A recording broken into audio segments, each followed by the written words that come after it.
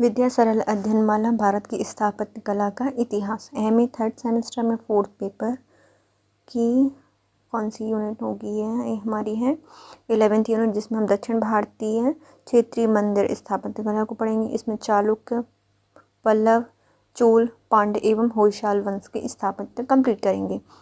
पहला क्वेश्चन है, होयसाल मंदिरों की प्रमुख विशेषताओं का वर्णन कीजिए। दक्षिण भारतीय मंदिर स्थापत्य कला की विभिन्न शैलियों का वर्णन कीजिए, जो कि 650 से 1200 ईस्वी तक रही हैं। 650 से 1200 ईस्वी के मध्य दक्षिण भारत की निम्न प्रादेशिक मंदिर स्थापत्य पर प्रकाश डालिए। चालुक्य, पल्लव, चोल, पांड्य, होयसाल। दक्षिण भारत में 650 से 1200 ईस्वी के मध्य मंदिर स्थापत्य पर एक निबंध लिखिए। चोल साम्राज्य के मंदिर स्थापत्य का वर्णन करके सामाजिक, आर्थिक, शैक्षणिक जीवन में मंदिरों की भूमिका का मूल्यांकन कीजिए। चोल युगीन दक्षिण भारत में मंदिर नगर पर एक लेख लिखिए। दक्षिण भारतीय क्षेत्रीय मंदिर स्थापत्य कला, चालुक्य, पल्लव, चोल, पांड्य एवं होयसाल। इसके क्वेश्चंस को हम देख चुके हैं, अब हम इसका आंसर देखेंगे। पहले आती है प्रस्तावना। क्वेश्चन देखिए क्या। देखिए, होयसाल मंदिरों की प्रमुख विशेषताएं। दक्षिण भारत की मंदिर स्थापत्य कला की शैली का वर्णन कीजिए। दक्षिण भारत के प्रादेशिक मंदिर स्थापत्य कला पर प्रकाश डालिए। इसमें चालुक्य, पल्लव, चोल, पांड्य एवं होयसाल मंदिरों की स्थापत्य कला पर एक निबंध भी लिखना है। प्रस्तावना क्या है? पूर्व मध्यकालीन भारत में मंदिर स्थापत्य कला मुख्यतः दो शैलियों में स्पष्टता विभाजित है। प्रथम उत्तर भारतीय आर्य एवं नागर तथा दूसरी दक्षिण भारतीय शैली। मंदिर स्थापत्य का विकास उत्तर भारत में अपेक्षाकृत दक्षिण भारत से अधिक स्पष्ट दृष्टिगोचर होता है, क्योंकि उत्तर भारत में अधिकांश मंदिर मुस्लिम आक्रमणकारियों ने ध्वस्त कर दिए थे, जबकि दक्षिण भारत में इन आक्रमणों से सुरक्षित बची रहे हैं ये मंदिर। दक्षिण भारत में मंदिरों के निर्माण को पल्लव, चालुक्य, चोल राजवंशों ने पर्याप्त संरक्षण प्रदान किया है। सुदूर दक्षिण में पांड्य, होयसाल राज्य काल में भी मंदिरों का निर्माण हुआ है। अतः दक्षिण भारतीय मंदिर स्थापत्य का विकास इन क्षेत्रों की प्रादेशिक शैली में अधिकांशतः हुआ है। कालक्रमानुसार दक्षिण भारतीय प्रादेशिक मंदिर स्थापत्य का विकास वातापी के चालुक्य, पल्लव, चोल, पांड्य एवं होयसाल शैलियों के अंतर्गत 650 से 1200 ईस्वी के मध्य निर्मित या निर्धारित किए जा सकते हैं। दक्षिण भारत में चट्टान मंदिर वास्तुकला के अंतर्गत 400 से 650 ईस्वी के मध्य अनेक स्तूप एवं गुहाओं का निर्माण हुआ था। इनमें अजंता, एलोरा प्रसिद्ध हैं। इसी काल में दक्षिण भारत में मंदिर स्थापत्य का भी विकास हुआ था। इस काल में एलोरा और आसपास के अनेक मंदिरों का निर्माण कार्य भी हुआ है। ऐहोल मंदिरों का जो नगर है वह ऐहोल मंदिर नगर है, जहाँ इस काल में निर्मित लगभग 70 मंदिर हैं। इनका निर्माण प्रारंभिक चालुक्य काल में हुआ था। पहले आते हैं चालुक्य मंदिर स्थापत्य कला। चालुक्य शैली में मंदिरों की आधार कुर्सी ऊंची होती थी। इसकी दीवार, जो आधार की दीवार थी, उस पर कलाकारों द्वारा पाषाण पर सुंदर मूर्तियाँ उत्कीर्ण की गई हैं। अतः निकट जाते ही भव्य ऊंचे आधार पर उत्कीर्ण ये मूर्तियाँ चित्ताकर्षक लगती हैं। चालुक्य मंदिर उत्तर भारत की तरह वर्गाकार नहीं है, यह ताराकृति या बहुकोणीय है, जिसके शिखर पिरामिड के आकार के हैं। किंतु उत्तर भारत के विशाल शिखरों से इनकी जो ऊंचाई है वह थोड़ी सी कम है। ये मंदिर पहाड़ों तथा चट्टानों को काटकर बनाए जाते थे। इनमें गारे मिट्टी का प्रयोग कतई नहीं किया जाता था। मंदिर के अंदर ही सभा मंडप, स्तंभों का निर्माण भी पाषाण को छेनी से काटकर किया जाता था। मंदिर निर्माण की यह विशिष्ट कला चालुक्य शैली कहलाती है। वातापी के चालुक्य राजा मंगलेश द्वारा निर्मित विष्णु मंदिर चालुक्य शैली का अच्छा उदाहरण है। चालुक्य नरेश पाषाण वास्तुकला के प्रेमी थे। चट्टानों से तराशे गए इस प्रकार के मंदिर चालुक्यों के क्षेत्र में आज भी विद्यमान हैं। चालुक्य राजाओं ने चैत्य एवं गुहा मंदिरों का निर्माण भी कराया था। चालुक्यकालीन मंदिर स्थापत्य के विकास की अवस्था बादामी में लगभग 10 मील तक स्थित पत्तकल स्थित चालुक्यकालीन 10 मंदिरों के निर्माण से ज्ञात होती है। इन मंदिरों में 4 उत्तर शैली एवं 6 दक्षिण शैली में निर्मित हैं। उत्तरी शैली में पापनाथ मंदिर, 680 और दक्षिण शैली में संगमेश्वर 725 और विरूपाक्ष 750 उल्लेखनीय है। वास्तुकला विशेषज्ञों के अनुसार पापनाथ मंदिर में उत्तरी एवं दक्षिण शैली की विशेषताओं को सम्मिलित करने का संभवतः प्रथम प्रयास असफल ही रहा था। इसका अधिकांश भाग उत्तरी शैली में ही निर्मित है। विरूपाक्ष मंदिर 750 में बना था।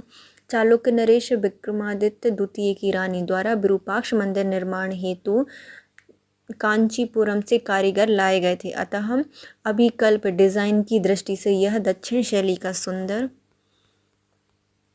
नमूना है। इसका निर्माण एक व्यापक योजना के अंतर्गत पल्लव राजधानी कांचीपुरम के कारीगरों द्वारा किए जाने के कारण द्वारमंडल, देवालय, मंडपम, स्तंभ आदि में दक्षिण भारतीय वास्तुकला की अनवरत एवं अनुशासित धारा प्रवाहित होती दृष्टिगोचर होती है। मंदिर में कौन सी शैली है ये? अनुशासित, अनवरत, दक्षिण वास्तुकला की कलाकृति या स्थापत्य कला दृष्टिगोचर होती है। चट्टान मंदिर निर्माण की शैली चालुक्य काल से भी प्रचलित रही है। एलोरा में ब्राह्मण मंदिर समूह, एलिफेंटा गुहा मंदिर, सालसेट की जोगेश्वर मंदिर 800 में चालुक्य शैली में ही निर्मित किए गए हैं। कालांतर में वातापी, कल्याणी चालुक्य वंश की शाखाओं के अंतर्गत भी मंदिरों का निर्माण किया गया था। इसका प्रभाव होयसाल मंदिर निर्माण कला पर भी स्पष्ट रूप से दृष्टिगोचर होता है। फिर आती है पल्लव मंदिर स्थापत्य कला 650 से 1200 ईस्वी के बीच। पुरातत्वीय उत्खनन से प्रारंभिक पल्लवकालीन कला का काल स्पष्ट होता है। पल्लवों ने अपनी कला को विकसित कर विशाल पाषाण मंदिरों का निर्माण कराया था। पल्लवों की वास्तुकला पल्लव नरेशों के नाम से प्रसिद्ध है। पहले आते हैं महेंद्र वर्मन शैली जो कि 600 से 630 तक रही थी। फिर आते हैं ममल्ल शैली 630 से 650 के बीच। फिर राज सिंह या नंदीवर्मन शैली जो कि 650 से 720 तक रही। और फिर आती है अपराजित शैली। पहली कौन सी है? महेंद्र वर्मन शैली, फिर मल्ल शैली, दूसरी राज सिंह या नंदीवर्मन शैली, फिर तीसरी है चौथी है अपराजित शैली। पल्लवकालीन त्रिचिन्नपल्ली एवं महाबलीपुरम एवं ममल्लपुरम के मंदिर नरसिंहवर्मन कालीन विलक्षण दक्षिण कला के नमूने हैं। पल्लव कलाकार काष्ठ की अनुकृति बनाकर उनके अनुसार विशाल चट्टानों को काटकर मंदिर एवं गुहा मंदिर एवं रथ मंदिरों का निर्माण करते थे। पहले काष्ठ को काटते थे, फिर चट्टानों को काटते थे। फिर दूसरे नरसिंहवर्मन जो कि 630 से 647 तक रही है। महाबलीपुरम के मंदिरों का 5 रथ का समूह 5 पांडव द्रौपदी के नाम से विख्यात है। महामल्लपुरम का जो विशाल मंदिर है वह समुद्र तट पर एक विशाल चट्टान को काटकर निर्मित किया गया है। यह मंदिर पल्लव कला की सर्वश्रेष्ठता का अद्वितीय उदाहरण है। फिर आते हैं ममल्लपुरम में ही 98 फीट लंबी एवं 43 फीट चौड़ी पाषाण शिला पर अंकित गंगावरण का दृश्य अत्यंत दर्शक एवं सजीव है। मुनि का शरीर तपस्या में लीन होने से अस्थि पंजर मात्र रह गए हैं। भागीरथी गंगा को पृथ्वी पर लाने के लिए इस तपस्या में कंकालमय मुनि का साथ समस्त दिव्य एवं पार्थिव जंतु भी दे रहे थे। पल्लवकालीन दक्षिण कला का एक दृश्य भावपूर्ण एवं वास्तविक प्रतीत होता है। फिर आते हैं नरसिंहवर्मन शैली में अलंकरण का विशेष महत्व है। इस शैली की सभी कलाकृतियाँ अलंकृत एवं प्रभाव उत्पादक ढंग से उत्कीर्ण की गई हैं। प्रारंभिक पल्लव कला के स्थान पर नरसिंहवर्मन शैली के काल की पूर्णता का आभास होता है। नेक्स्ट आती है त्रिचिन्नपल्ली में भी इसी प्रकार के मंदिर के साथ गुहा मंदिरों का निर्माण किया गया है। गंगा अवतरण पल्लव कला की देन है। इसके साथ ही मंदिर के प्रवेश द्वार का अलंकरण अत्यंत सजीव ढंग से किया गया है। ममल्लपुरम में ब्रह्मा विष्णु महेश त्रिमूर्ति एक ही पाषाण पर उत्कीर्ण है। पल्लव शैली की एक अन्य महत्वपूर्ण कृति कांची का कैलाश मंदिर है। इनकी निर्माण शैली एक ही चट्टान से निर्मित मंदिरों से अलग है। एक मंदिर पर शिखर है और दूसरे मंदिर प्रारंभिक गुप्तकालीन मंदिरों के समान बिना शिखर के चौड़ी छतनुमा शिखर का बना हुआ है। कांची के कैलाश मंदिर में पल्लव नरेश तथा उनकी रानियों को भी दक्षिण कला द्वारा मूर्तियों के रूप में दिखाया गया है। कैलाश मंदिर के शिखर निर्माण में पाषाण के साथ जुड़ाई के लिए चूने का प्रयोग किया गया था। यह पल्लव शैली तथा द्रविड़ शैली के शिखर का सुंदर नमूना है। पल्लव शैली का विस्तार। पल्लव शैली को उनके स्थान पर कालांतर में राज करने वाले चोल राजाओं ने भी ग्रहण कर उनका संरक्षण किया और उसको विकसित किया है। पल्लव शैली समुद्र पार कर जावा, सुमात्रा, अन्नाम और कंबोडिया तक व्याप्त हो गई थी। पल्लव शैली के शिखर युक्त मंदिरों का निर्माण इन देशों में भी किया गया था। इन मंदिरों में दक्षिण भारत की स्तंभ युक्त मंदिर कला का अभाव है। 8वीं शताब्दी के पश्चात अपराजित शैली की पल्लव कला के अंतर्गत मंदिरों की शैली में अंतर हो गया था। इन मंदिरों का निर्माण में शिखर की गर्दन अधिक स्थूल हो गई थी और गर्भगृह में प्रतिस्थापित लिंग ऊपर की ओर पतले हो गए थे। भारतीय दक्षिण कला में दक्षिण भारत की पल्लव शैली को महत्वपूर्ण स्थान प्राप्त है। नेक्स्ट आता है चोल मंदिर स्थापत्य कला 650 से 1200 ईस्वी के बीच। दक्षिण भारत में चोल वंशीय राजाओं ने सन 1850 से 1200 ईस्वी तक शासन किया है। चोल युगीन सभ्यता, संस्कृति, साहित्य, कला की सर्वांगीण उन्नति के कारण चोल काल तमिल संस्कृति का स्वर्णयुग कहलाता है। चोल शासक दक्षिण भारत के इतिहास में सार्वजनिक निर्माण एवं मंदिर के निर्माण काल हेतु अग्रणीय माने जाते हैं। चोल राजाओं ने अनेक सुंदर शहरों की भी स्थापना की थी। इन शहरों को योजना बनाकर बसाया गया था। चोल राजाओं ने शहरों की स्थापना के समय नगरों के केंद्र में एक विशाल मंदिर का निर्माण कराया था। तंजौर और चिदम्बरम नगर के केंद्र में विद्यमान मंदिर आज भी अपनी विशालता एवं विस्तृत भूभाग पर निर्मित होने के कारण चोल कला के उत्कृष्ट प्रतीक हैं। फिर आता है पहला तंजावुर का शिव मंदिर। तंजावुर के शिव मंदिर का सन 1011 में राजराज ने निर्माण कराया था। यह मंदिर 14 मंजिल और 190 फीट ऊंचे शिखर के कारण तंजौर शहर में दूर से दिखाई देता है। इसका प्रस्तर गुंबद वजन में 80 टन तथा ऊंचाई में 25 फीट का है। समुद्र के भव्य भवन के प्रवेश द्वार सुंदर हैं। मंदिर के चारों ओर कलापूर्ण प्रतिमाएं एवं अन्य शिल्प कलाकृतियां उत्कीर्ण हैं। मंदिर का विशाल आंगन 250 फीट चौड़ा और 500 फीट लंबा है। गोपुरम प्रवेश द्वार पर वैष्णव मूर्तियां एवं कलाकृतियां उत्कीर्ण हैं। अन्य भागों में वैष्णव एवं शैव दोनों संप्रदाय से संबंधित कलाकृतियां उत्कीर्ण हैं। शैव और वैष्णवों के पारंपरिक सद्भाव समन्वय का यह मंदिर उत्कृष्ट प्रतीक है। नेक्स्ट है श्रीरंगपट्टनम का मंदिर। श्रीरंगपट्टनम का मंदिर चोल कला की मंदिर निर्माण कला का अन्य उत्कृष्ट नमूना है। इस मंदिर की विशेषता एक सहस्त्र स्तंभों पर आधारित भव्य सभा मंडप है। सभा मंडप की विशालता उसकी लंबाई 450 फीट और चौड़ाई 140 फीट से प्रकट होती है। श्रीरंगपट्टनम का प्रवेश द्वार गोपुरम लताओं, पुष्प कृतियाँ एवं अन्य कृतियों से अलंकृत है। दक्षिण भारतीय वास्तुकला का यह अद्वितीय मंदिर माना जाता है। नेक्स्ट है अन्य चोल मंदिर। उपयुक्त तीनों प्रमुख मंदिरों के अतिरिक्त चोल काल में निर्मित कई मंदिर चोल साहित्य या साम्राज्य में स्थापित किए गए हैं। उस युग में मंदिर का सामाजिक, आर्थिक, सांस्कृतिक एवं शैक्षिक महत्व था। मंदिरों की भूमिका। मंदिर क्यों बनाए जाते थे? कावेरी घट्टयमपुआर बंदरगाह काविंद संपापति के नाम से प्रसिद्ध है। आज भी यहाँ पर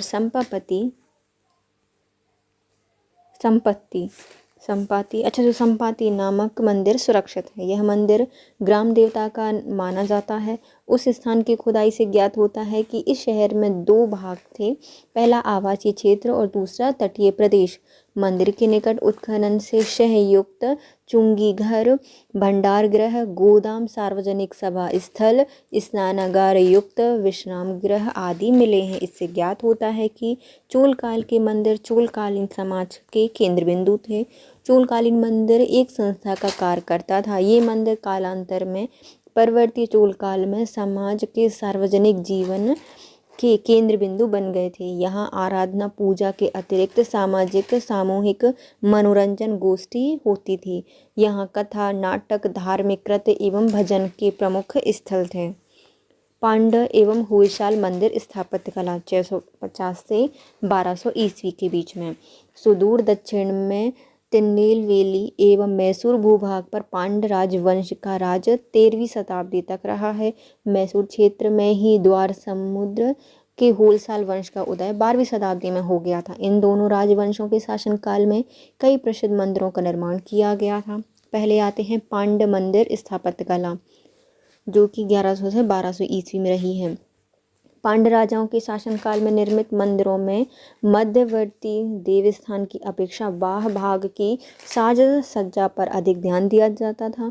देवस्थान की पवित्रता सिद्ध करने हेतु पांड राजाओं ने उसकी 4 दीवारियों के प्रवेश मार्गों को भव्य आकार प्रदान किया है।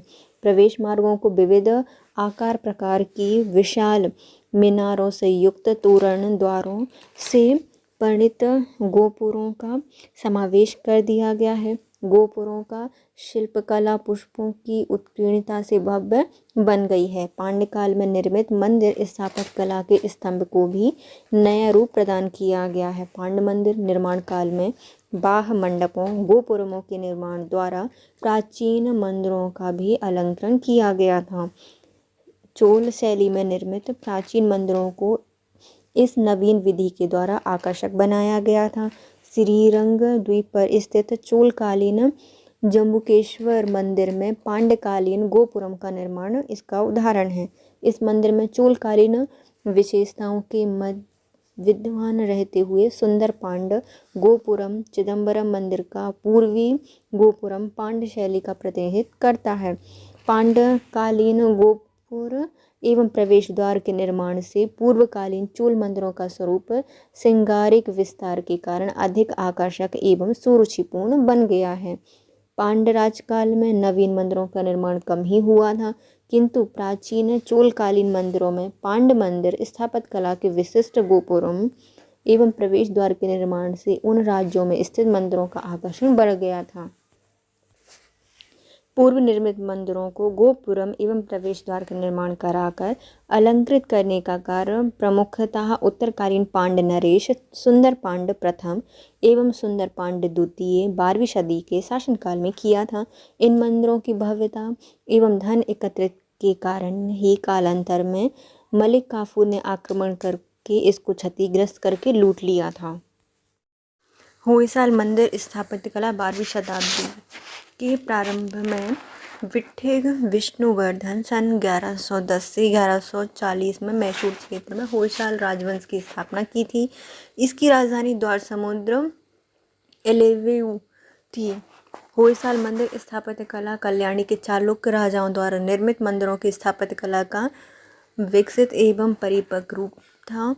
होयसाल वंश यद्यपि मूलतः दक्षिण भारतीय शैली के ही विकसित रूप को प्रदर्शित करते हैं, किंतु हाथी दांत एवं स्वर्ण की कारीगरी का पत्थर पर प्रयोग कर अनेक आकर्षक मूर्तियों के निर्माण से यह शैली भिन्न बन गई थी। मूर्ति द्वारा धारण किए गए अनेक प्रकार के गहनों एवं विभिन्न शीश परिधान एवं अन्य विवरणों से समकालीन सामाजिक जीवन पर प्रकाश पड़ता है। श्रीरंगपट्टनम के निकट सोमनाथपुर स्थित होयसाल शैली का मंदिर इसका श्रेष्ठ उदाहरण है। इसी प्रकार का अन्य होयसाल मंदिर निर्माण कला का उदाहरण बेलूर स्थित मंदिरों का समूह है, जिनका निर्माण सन 1117 के लगभग किया गया था। होयसाल मंदिर निर्माण कला में निर्मित हालेविद स्थित होयसलेश्वर का मंदिर होयसाल शैली की सर्वोत्कृष्ट कृति थी। यद्यपि कालांतर में मुस्लिम आक्रांताओं मलिक काफूर ने इसको नष्ट भ्रष्ट कर इसके संपूर्ण ऊपरी भाग को ढह दिया था, किंतु सतह पर स्थित इसके निर्माण कार्य से इस शानदार मंदिर की वास्तुकला का आभास होता है। यह शानदार दोहरा मंदिर है तथा मंदिर की बाह्य दीवारों पर असंख्य मूर्तियां उत्कीर्ण की गई हैं। मूर्तियों की सुडौलता एवं उनमें प्रकट धार्मिक विचारों के कारण हालेविद का होयसलेश्वर मंदिर विश्व का अद्वितीय स्मारक माना जाता है। चालुक्य काल के निर्माताओं द्वारा बलुआ पत्थर के भारी खंडों का प्रयोग कर मंदिरों का निर्माण किया गया था, किंतु होयसल मंदिर निर्माताओं ने अनेक महीन कर्ण वाले काले इमारती पत्थर का प्रयोग करके मंदिरों का निर्माण कराया था। इसके साथ ही सजाई सूक्ष्म एवं उत्तम अनुपातिक ढंग से मूर्तियों को उत्कीर्ण कर मंदिरों की चार दीवारियों को आकर्षक बनाने के कारण सुदूर दक्षिण की होयसल मंदिर कला दक्षिण भारत की अन्य शैलियों से अधिक परिपक्व, पूर्ण एवं सादगीमय बन गई थी। नेक्स्ट है चोल संस्कृति में मंदिरों का योगदान। चोल साम्राज्य में मंदिर स्थापत्य कला का वर्णन करके सामाजिक, आर्थिक एवं शैक्षिक जीवन में मंदिरों की भूमिका का मूल्यांकन कीजिए। चोल योगी ने दक्षिण भारत में मंदिर नगर पर एक लेख लिखिए। संपूर्ण भारत में 650 से 1200 ईस्वी के मध्य एक धार्मिक विश्वास का युग था। इस युग में धर्म के प्रति अपनी आस्था प्रकट करने हेतु उनके आराध्य देवी देवताओं की मूर्ति स्थापना कर राजाओं और उनके अधीनस्थ सामंत एवं धनिक श्रेणी वर्ग ने अनेक मंदिरों का निर्माण किया था। उत्तर भारत में मंदिर की स्थापना, पूजा अर्चना उनके आराध्य देव की आराधना के लिए की जाती थी।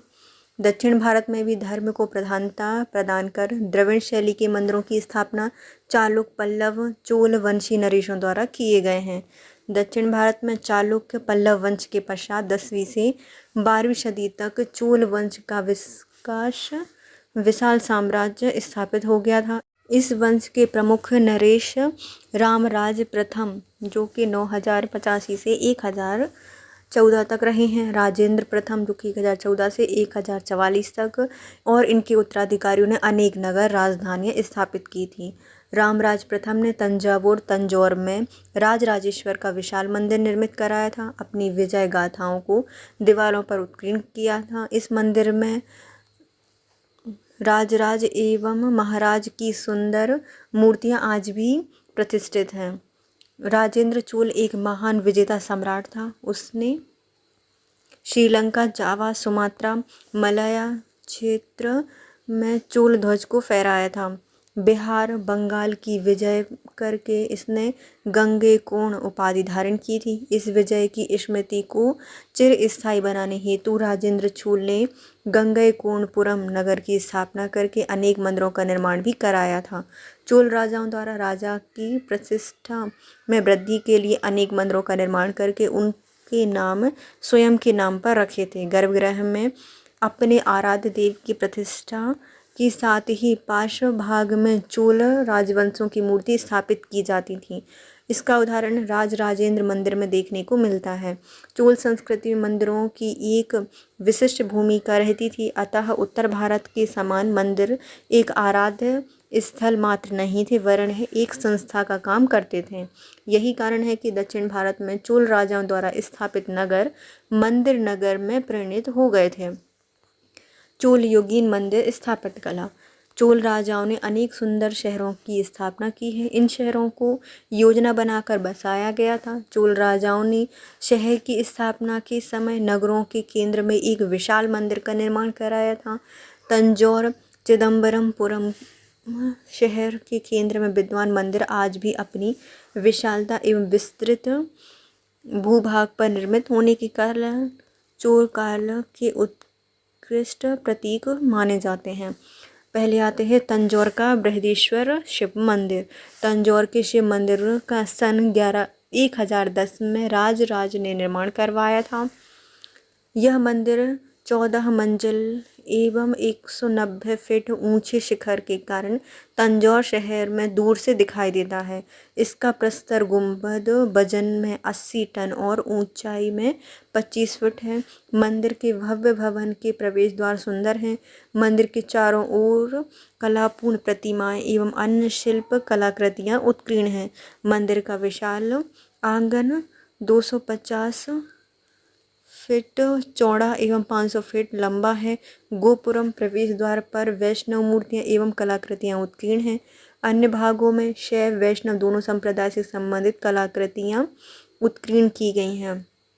शैव एवं वैष्णवों के पारंपरिक सद्भाव एवं समन्वय का यह मंदिर उत्कृष्ट प्रतीक है। किसका? शैव एवं वैष्णव पारस्परिक सद्भाव एवं समन्वय का यह उत्कृष्ट प्रतीक है। फिर आता है श्रीरंगपट्टनम का मंदिर। श्रीरंगपट्टनम का मंदिर चोल कला की मंदिर कला का अन्य उत्कृष्ट नमूना है। इस मंदिर की विशेषता एक सहस्त्र स्तंभों पर आधारित भव्य सभा मंडप है। सभा मंडप की विशालता इसकी लंबाई 450 फीट और चौड़ाई 140 फीट से प्रकट होती है। श्रीरंगपट्टनम का प्रवेश द्वार गोपुरम लताओं, पुष्प कृतियाँ एवं अन्य कलाकृतियों से अलंकृत है। दक्षिण भारतीय वास्तुकला का यह अद्वितीय मंदिर माना जाता है। अन्य चोल मंदिर। उपरोक्त 3 प्रमुख मंदिर के अतिरिक्त चोल काल में निर्मित कई चोल साम्राज्य में स्थापित थे। उस मंदिर में सामाजिक, आर्थिक, सांस्कृतिक एवं शैक्षिक महत्व था। चोलकालीन कांस्य मूर्तिकला। चोलकालीन पाषाण एवं कांस्य मूर्तियां वर्तमान में तंजौर आर्ट गैलरी राजमहल में स्थित में धरोहर है। यह आर्ट गैलरी विश्व में अद्वितीय है। पाषाण प्रतिमाओं में ब्रह्मा, नृत्य करते गणेश के अतिरिक्त लगभग सभी हिंदू देवी देवताओं की चोलकालीन कई सुंदर भव्य मूर्तियां संग्रहित हैं। इन मूर्तियों में राजराज द्वितीय एवं उनकी महारानी की शाही मूर्तियां आकर्षण का केंद्र हैं।